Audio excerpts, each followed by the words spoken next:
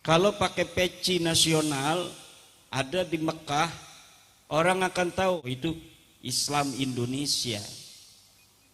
1.400 suku bangsa Indonesia sampai saat ini dalam persatuannya, dalam kedamaiannya, dalam kesadaran bahwa kita adalah manusia-manusia yang tidak bisa dikatakan sepele oleh bangsa lain. Kita pernah mengalahkan Cina loh. Majapahit perang mengalahkan Cina. Majapahit ketika itu Mongol itu bisa menghancur leburkan Baghdad, bisa menghancur leburkan Kaukasus. Negara Yahudi hancur oleh Mongol. Negara Islam Baghdad hancur oleh Mongol. Dia coba-coba datang ke Banten. Dia coba-coba datang ke Majapahit ya. Banten belum ada ya? Belum waktu itu. Ternyata dia kena batunya di tanah Jawa, tanah yang penuh dengan karomah. Tanah yang penuh barokah. Dia bisa mengalahkan Kaukasus. Dia bisa mengalahkan Baghdad. Tapi tidak bisa mengalahkan Jawa. Tepuk tangan untuk Jawa. Kalau nyebut Jawa itu orang zaman dulu mah termasuk seluruh Nusantara. Apa kira-kira tantangan yang akan dihadapi oleh umat Islam Indonesia dan oleh umumnya bangsa Indonesia? Nanti dulu. Ngopi dulu. Itu kalau dia benar keturunan Nabi. Ini narasinya masih orang yang kita anggap benar keturunan Nabi. Mana dalilnya seseorang harus dihormati karena dia keturunan Nabi walaupun dia mabok? Jangan mau dibohongi oleh penceramah-penceramah Balawi. Lihat itu di YouTube, ceramahnya tiap hari demikian. Jadi tidak ada kitab yang ada di masa Ahmad bin Isa abad keempat sampai abad ke-8 yang menyatakan dia hijrah ke Yaman, yang pertama. Yang kedua, tidak ada kitab yang ada di abad keempat sampai abad ke-8 yang menyatakan dia bergerak al-muhajir. Tidak ada, karena memang dia tidak pernah pindah ke Yaman. Yang ketiga, tidak ada kitab abad yang keempat sampai abad ke-8 yang menyatakan dia punya anak namanya Ubed. Jadi mereka sebelum bermaksiat mereka bikin disclaimer dulu. Kalau ada dari kita yang bermaksiat tetap wajib dihormati, jangan ikuti, tapi zatnya ini ada darahnya Nabi. Disclaimer itu Pak namanya. Itu masa lalu. Hari ini tidak akan lagi bangsa Majapahit akan mau dibodohi oleh orang-orang seperti mereka. Assalamualaikum warahmatullahi wabarakatuh.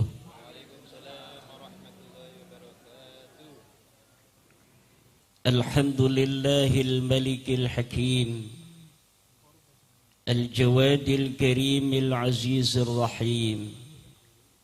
فالطريق إليه واضح للقاصدين والدليل عليه لائخ للناظرين والصلاة والسلام على أشرف المرسلين سيدنا محمد وعلى آله وأصحابه الطيبين الطاهرين. يا حي يا قيوم يا حنان يا منان يا ديان يا سلطان يا ذا الجلال والإكرام. أما بعد فيا أصحاب الفضائل حضرات المكرمين وبالخصوص guru kita bersama sahibil bait khadimi ma'hadil Islam Pondok Pesantren Raudhatus Salihin, Romo Kiai Haji Nawawi Al-Klateni,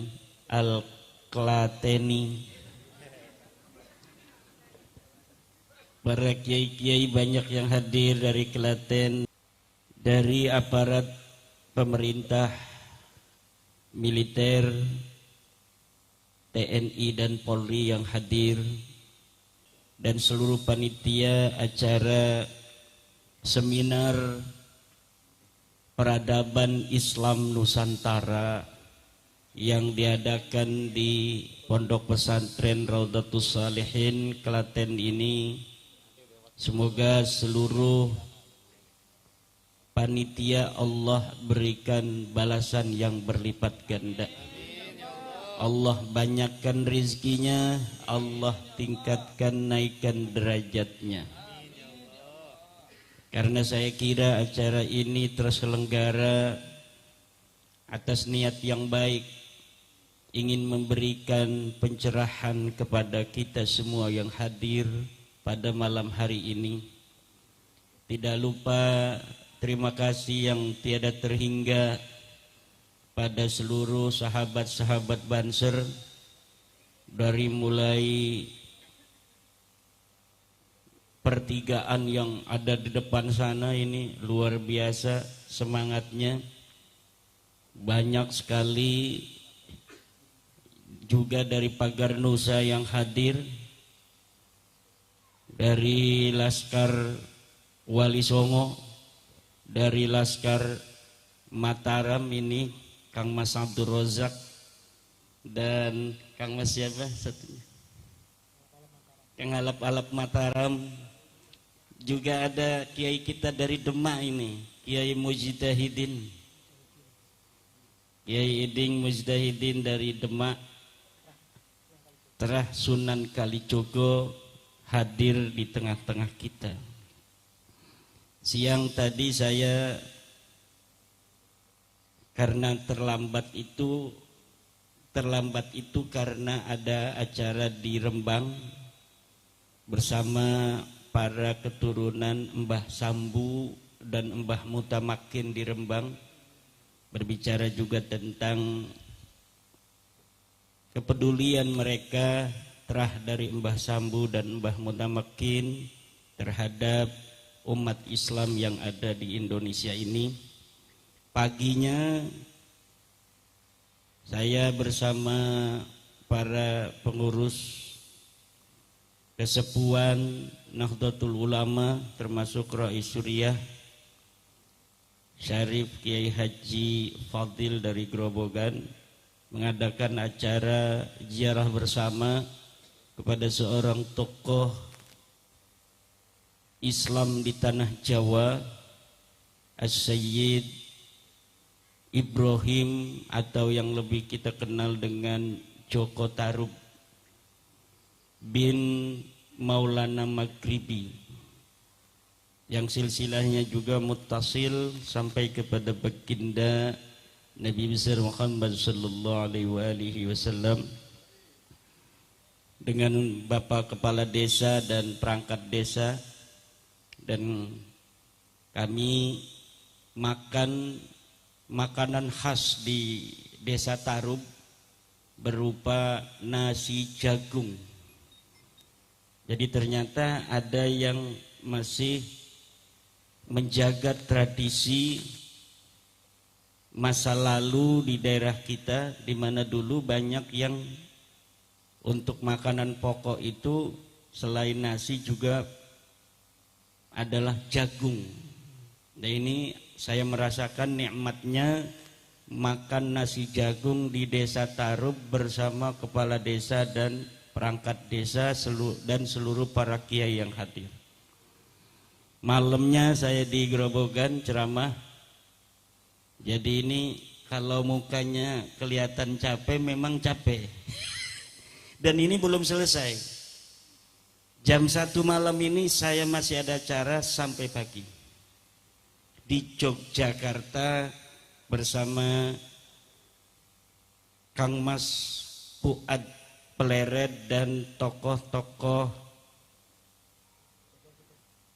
DNA, yaitu Dr. Sugeng Sugiharto dan para pemerhati daripada Islam Nusantara, yang juga malam hari ini kita sedang mengadakan seminar tentang Islam Nusantara.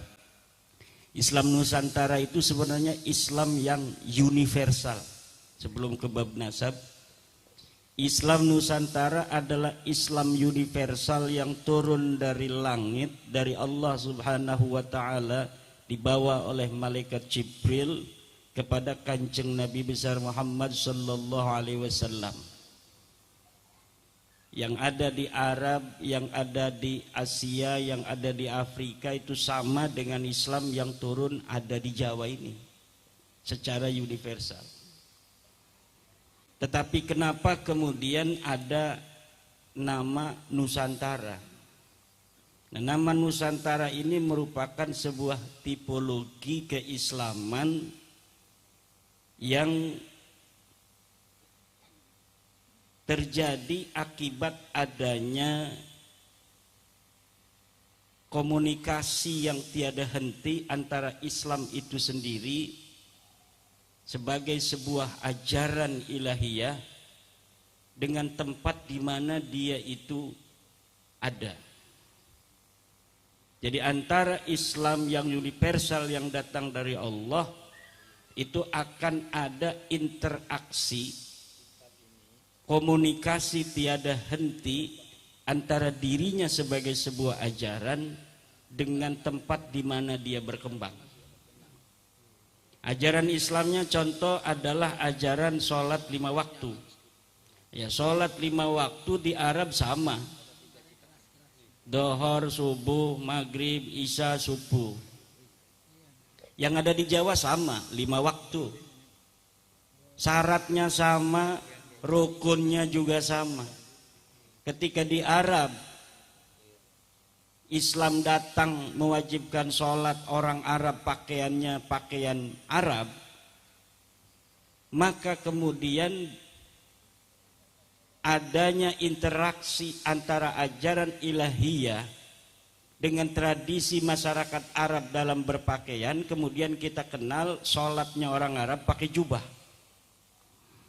Ketika Islam yang universal ini dibawa ke Jawa, pakainya belangkon. Wah, ini sekarang belangkonnya nggak ada ini, Gus pakai. Maka kemudian orang Jogja, orang Solo sholatnya pakai belangkon. Jadi kalau ada orang lagi sholat pakai belangkon, pakai sarung batik, ini orang nanti akan melihat, oh itu orang Jogja, Islam Jogja atau Islam Nusantara. Kalau pakai peci nasional ada di Mekah, orang akan tahu, oh itu siapa itu orang sholat pakai peci hitam, oh itu Islam Indonesia. Kenapa kita lebih luas ke Nusantara? Karena ternyata dari sisi kebudayaan dan peradaban, saudara-saudara kita yang ada di Malaysia, yang ada di Brunei, Filipina Selatan, Thailand Selatan memiliki tipologi yang sama seperti kita.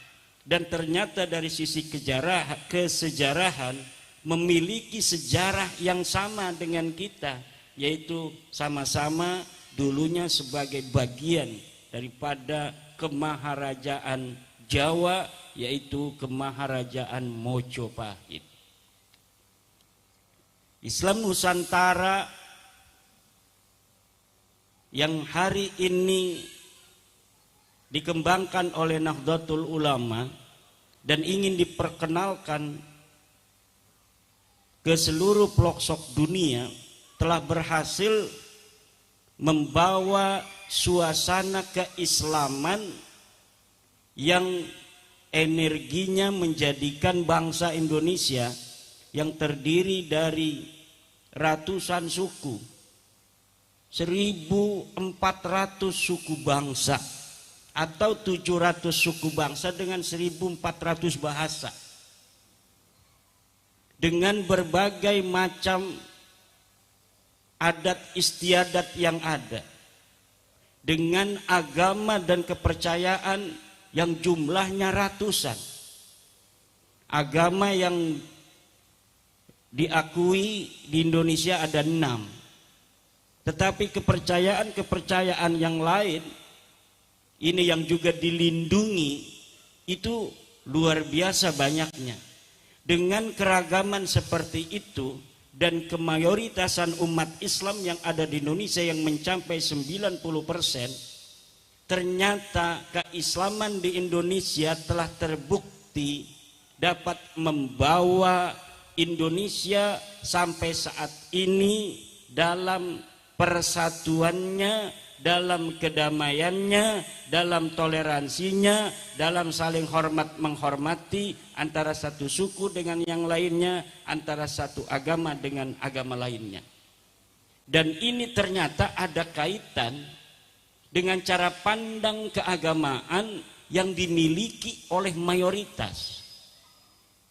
Mayoritas umat Islam Indonesia menurut Al-Para Research sekarang ini telah mencapai 56% orang yang mengaku Islam di Indonesia ternyata mereka mengaku sebagai bagian dari Nahdlatul Ulama. Dan Nahdlatul Ulama dalam ajarannya adalah ajaran yang merupakan warisan daripada ajaran Wali Songo. Ajaran Wali Songo yang hari ini dipegang teguh oleh Nahdlatul Ulama sebagai sebuah organisasi dari paham keagamaan mayoritas kita umat Islam di Indonesia telah terbukti senada dan seirama dengan dasar dan ideologi bangsa kita, yaitu Pancasila. Maka Pancasila dan Nahdlatul Ulama ini dijadikan sebuah lambang dari kedamaian yang sejak merdeka 1945 sampai hari ini dirasakan oleh bangsa Indonesia tidaklah bisa dilepaskan dari Pancasila dan Nahdlatul Ulama. Boleh tepuk tangan untuk Nahdlatul Ulama dan Pancasila. Kemudian yang perlu juga saya ungkapkan dalam kesempatan yang berbahagia ini, dalam kedamaian itu, dalam keniscayaan persatuan yang harus tetap ada selama-lamanya, apa kira-kira tantangan yang akan dihadapi oleh umat Islam Indonesia dan oleh umumnya bangsa Indonesia? Tidak ada yang lain selain adalah paham anti negara kesatuan Republik Indonesia. Pancasila dan Nahdlatul Ulama harus bekerja sama secara kontinu dan terus menerus sampai selama-lamanya untuk menjaga negara kesatuan Republik Indonesia. Komponen antara NU dan Pancasila ini tidak boleh dipisahkan. Pancasila yang pertama adalah ketuhanan yang Maha Esa, sama dengan NU. Yang kedua, kemanusiaan yang adil dan beradab. Ini yang ada kaitan dengan pembahasan kita malam hari ini. Kemanusiaan yang adil dan beradab. Apa artinya kemanusiaan yang adil dan beradab? Bagi Pancasila, semua bangsa Indonesia ini sama dari sisi kemanusiaan.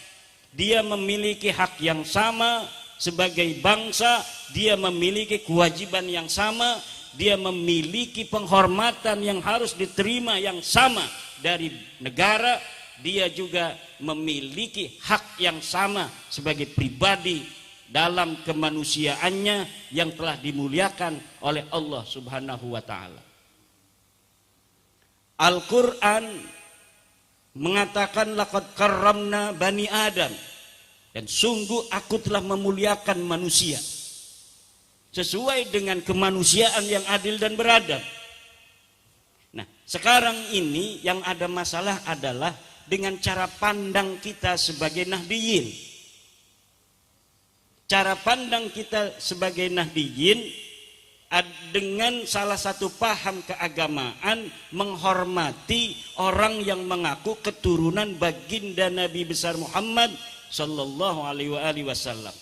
Apakah cara pandang paham keagamaan kita selaku Nahdiyin daripada ajaran menghormati keturunan Nabi atau orang yang mengaku keturunan Nabi ini sesuai dengan ayat walaqad karramna bani Adam dan juga ayat inna akramakum indallahi atqakum, juga apakah sesuai dengan kemanusiaan yang adil dan beradab.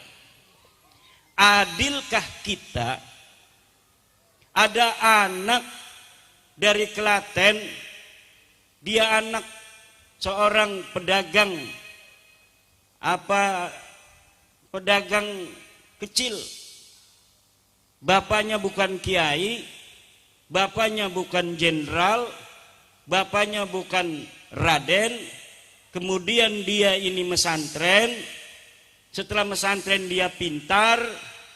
Kemudian ketika dia pintar, ketika dia ini cerdas, bisa baca kitab kuning, kemudian ada orang bodoh yang katanya keturunan Nabi, lalu dikatakan orang bodoh yang katanya keturunan Nabi ini dengan orang yang cerdas ini muliaan orang yang bodoh, bahkan dia minum minuman keras, bahkan dia merzina dan lain sebagainya, dengan orang yang saleh yang dari keturunan biasa-biasa saja, dia bertakwa kepada Allah, dia puasa bulan Ramadan, dia bisa baca kitab kuning, kemudian kita mengatakan bahwa ini orang lebih mulia daripada orang yang bertakwa ini. Apakah sesuai dengan kemanusiaan yang adil dan beradab? Tidak. Jawab. Tidak. Tidak ada di dalam ajaran Islam manusia dilihat kemuliaannya hanya dari keturunannya. Tidak ada. Lihat dari mulai alhamdulillahi rabbil alamin sampai wannas, adakah kekhususan bagi keturunan seseorang mendapatkan privilege dari agama Islam bahwa dia harus dihormati lebih walaupun dia berbuat kemaksiatan, dia harus tetap disayangi walaupun dia berzina, dia harus tetap dicintai walaupun dia tidak pernah sholat. Cari dari Al-Quran mulai dari Al-Fatihah sampai surat An-Nas. Cari di dalam Sahih Al-Bukhari dari juz pertama halaman pertama sampai juz keempat halaman terakhir. Tidak ada kekhususan seseorang dimuliakan lebih dari yang lainnya hanya berdasar keturunannya. Bukan hanya bertentangan dengan Al-Quran laqad karramna bani Adam, bertentangan dengan falsafah ideologi negara kita, kemanusiaan yang adil dan beradab. Lah kalau ini sudah bertentangan dengan Al-Quran, sudah bertentangan dengan Al-Hadis, bertentangan dengan falsafah bangsa Indonesia, ideologi negara Republik Indonesia, lalu berdasar apa kita masih mempertahankan narasi bahwa orang yang mengaku keturunan Nabi harus kita hormati lebih hanya berdasarkan pengakuannya? Nanti dulu, ngopi dulu. Itu kalau dia benar keturunan Nabi. Ini narasinya masih orang yang kita anggap benar keturunan Nabi. Orang yang masih kita anggap benar pun keturunan Nabi, cari dalilnya dari Al-Fatihah sampai An-Nas. Mana dalil Al-Quran yang menyuruh kita menghormati orang hanya berdasarkan keturunannya? Tidak ada, Pak. Tidak ada.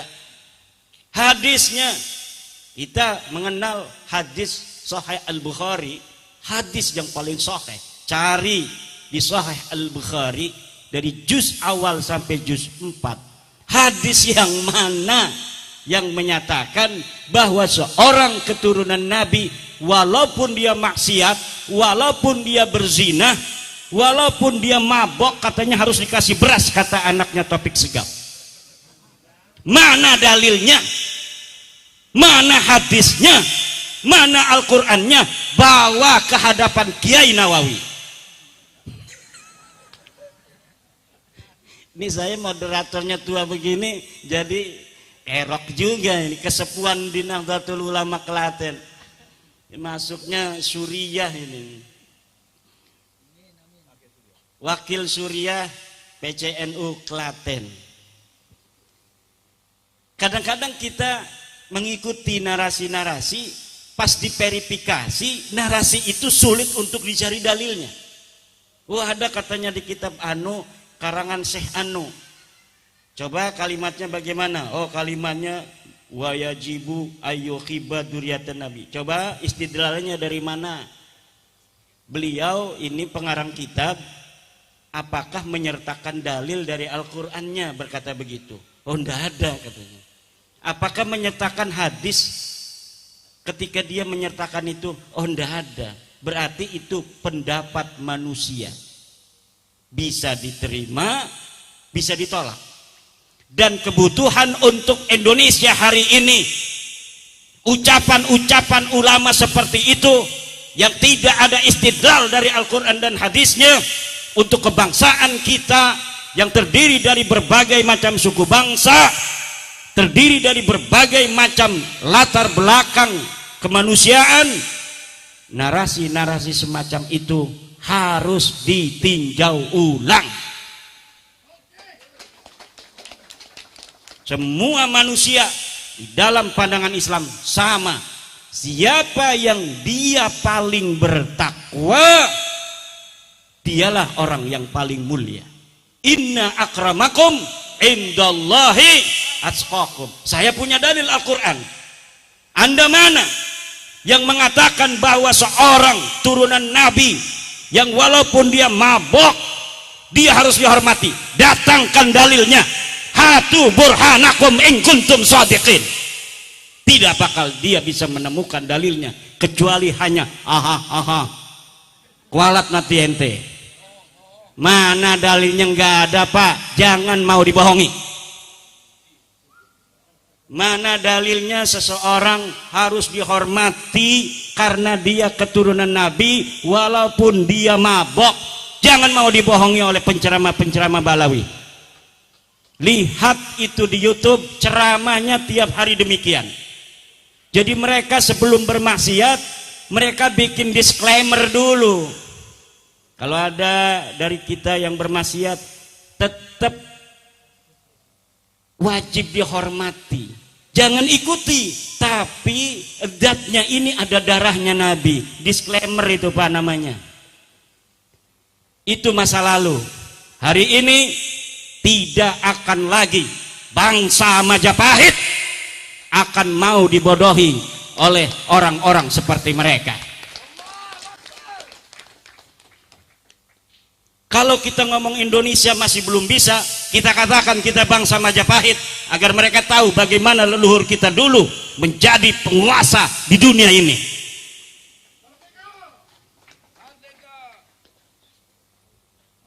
Katanya anak-anak mereka lebih mulia dari anak kita, kastanya tinggi. Gitu badan. Kalau Ki Nawawi walaupun kiai mau ngelamar Mbak Lawiyah nggak boleh. Sekarang dibalik bos, dibalik. Siapa anak-anak Jawa perempuannya mau dilamar jangan boleh, ente nggak level. Ini DNA-nya khusus untuk O dan yang lainnya. Untuk G minggir dulu, nggak level. Kecuali ente bisa ngerubah tes DNA-nya. Jangan G, baru bisa melamar anak-anak Jawa, anak-anak keturunan para orang-orang yang telah mampu membuat peradaban besar di masa lalu. Wih, jangan rasis katanya Kiai Iman ngomong. Kami hanya baru sekarang loh.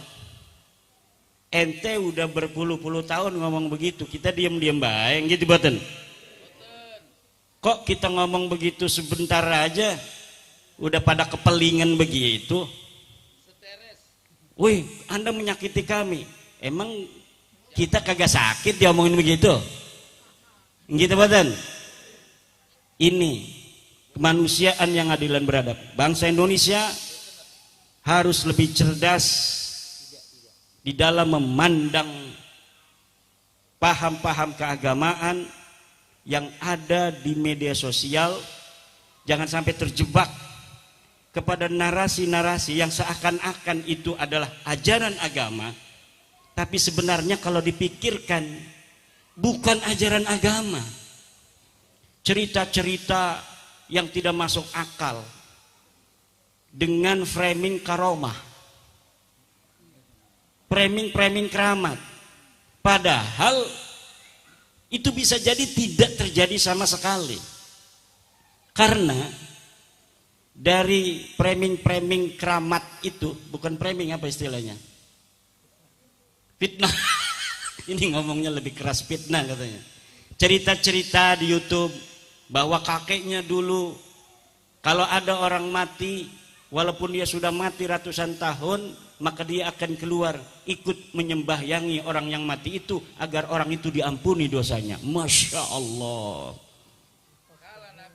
Neraka itu bisa ditiup padam oleh kakek mereka. Masya Allah. Kakek mereka bisa menurunkan rantai emas dari langit. Masya Allah. Kalau nurunin rantai emas kaya dong. Betul nggak? Kaya dong. Kalah dong Cikotok di Banten itu ladang emas. Tapi nyatanya negara mereka miskin. Betul nggak? Nyatanya kok minta-minta duit sama orang Jawa. Gitu badan. Ini yang terjadi. Katanya karomanya luar biasa. Kok negaranya masih miskin? Karomanya luar biasa. Kok perang melulu? Kita damai-damai baik. Gitu badan. Ngopi enak tanpa gula. Kalau yang masih pakai gula itu bermasalah. Kalau yang ngerokoknya itu sudah kelihatan putih-putih, sin itu pasti ada masalah itu. Kita sehat-sehat begini, alhamdulillah. Makan jagung itu bukan karena kita nggak ada nasi tadi itu. Karena itu menjaga tradisi. Ada loh masih nasi jagung yang enak seperti ditaruh begitu, masya Allah, alhamdulillah. Kita bangsa besar, bapak-bapak. Dan ini yang harus disadari.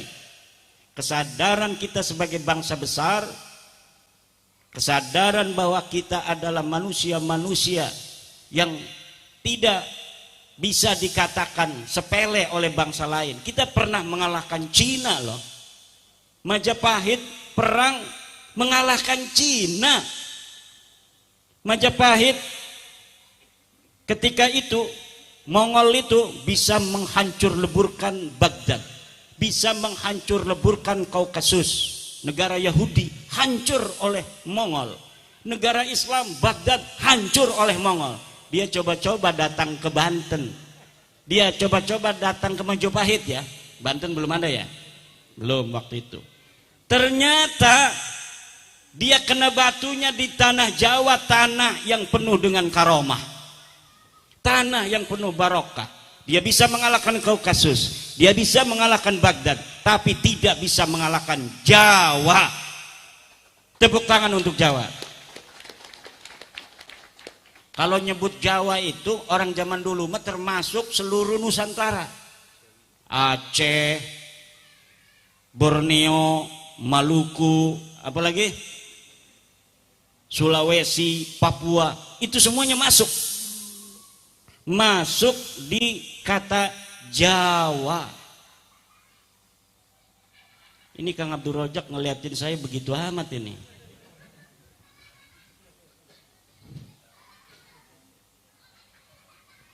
Bapak Ibu, nah lalu sekarang apakah benar itu orang-orang yang mengaku keturunan Nabi itu? Kalau tadi kan narasinya, walaupun benar keturunan Nabi, tidak ada ajaran kekhususan. dari Al-Quran dan Al-Hadis, kalau mereka turunan Nabi itu tidak saleh, wajib kita hormati. Tidak ada. Sekarang orang yang paling mengaku di Indonesia sebagai keturunan Nabi siapa? Siapa? Habib. Benarkah dia keturunan Nabi? Dari sisi tes DNA sudah dikatakan tadi mustahil keturunan baginda Nabi besar Muhammad sallallahu alaihi wasallam. Dari sisi sejarah dan nasab saya sudah tuliskan dan panitia sudah membaginya. Nanti kita akan kembangkan dalam tanya jawab saja. Setuju? Karena kalau narasi di YouTube banyak bagaimana alasan-alasan, hujah-hujah ilmiah berdasarkan metode dan metodologi sejarah, berdasarkan metode dan metodologi daripada ilmu nasab, bahwa Ba'lawi ini yang dipanggil Khabib tidak terbukti sebagai keturunan baginda Nabi besar Muhammad sallallahu alaihi wasallam. Sedikit saja kisi-kisinya.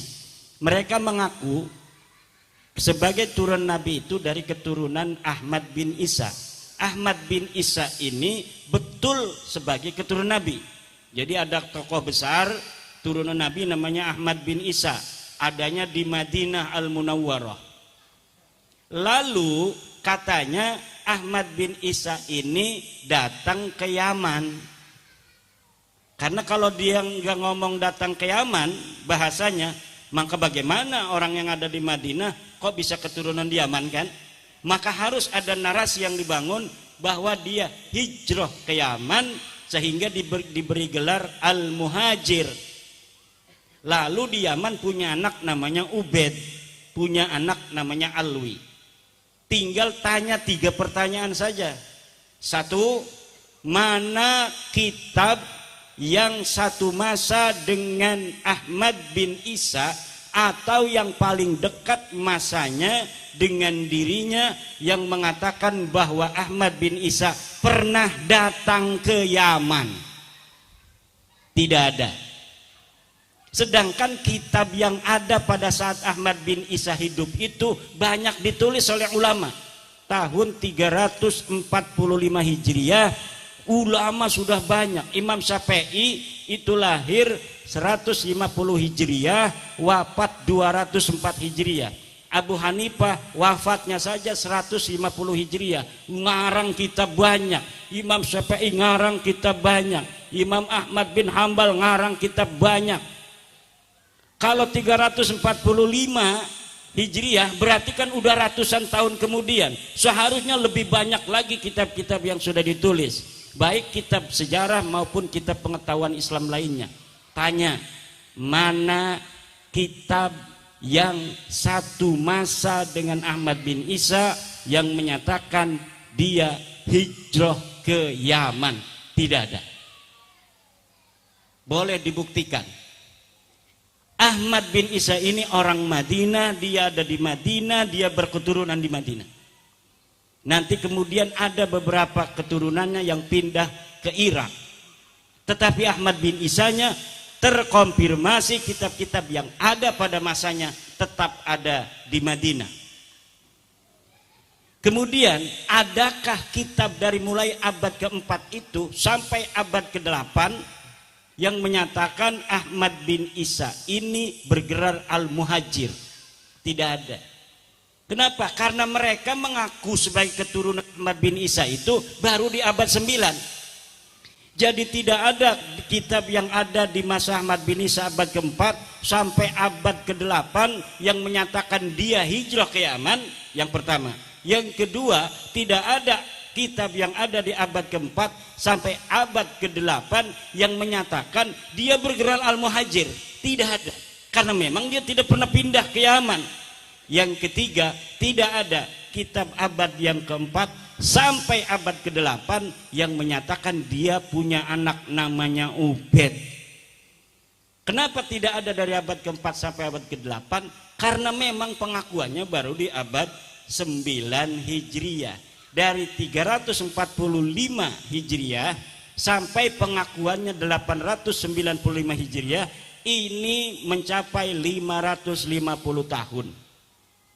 Kesunyian 550 tahun tanpa data, mereka mengarang kisah-kisah itu di abad 9 tanpa ada referensi sedikit pun dari kitab-kitab sebelumnya. Kemudian hitung dari 895 Hijriah itu sampai hari ini 1445 Hijriah itu juga jumlahnya sama 550 tahun. Dan saya kira 550 tahun adalah waktu yang diberikan Tuhan untuk mereka dan tidak ada waktu lagi setelah itu mereka bisa untuk mengaku sebagai keturunan baginda Nabi besar Muhammad sallallahu alaihi wasallam. Ibnu Hajar Al-Haytami dalam kitab As-Sawa'iqul Mukhriqah mengatakan yambaghi likulli ahadin ayyakuna lahu ghairatun fi hadan nasabi syarifi wa dabdih hatta la yantasiba ilaihi ahadun illa bihaqqih. Seharusnya, sekelatennya, sejogjanya semua orang mempunyai perhatian untuk nasabnya Nabi besar Muhammad sallallahu alaihi wasallam, sehingga tidak bisa orang sembarangan mengaku sebagai keturunan baginda Nabi besar Muhammad sallallahu alaihi wasallam. Itu ucapan dari Ibnu Hajar Al-Haytami dalam kitab As-Sawa'iqul Mukhriqah.